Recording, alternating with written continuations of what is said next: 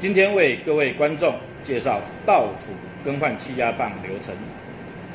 我们会将维修货车开到客户指定地点，请客户帮我们把待修的电脑椅推到维修货车旁，方便我公司维修人员在货车工作台面进行更换作业。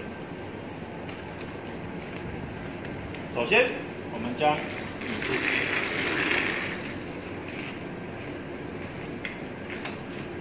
翻倒，放置于工作台面上，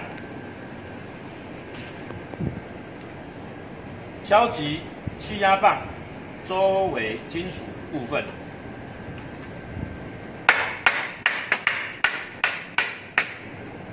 这样先把椅脚给拆卸下来，然后把气压棒升到最高点，敲击底盘周围的金属部分，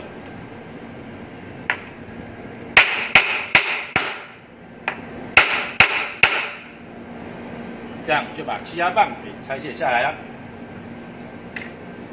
更换一支全新台制的气压棒，我们的气压棒有保固3个月哦。然后再把椅脚装回去。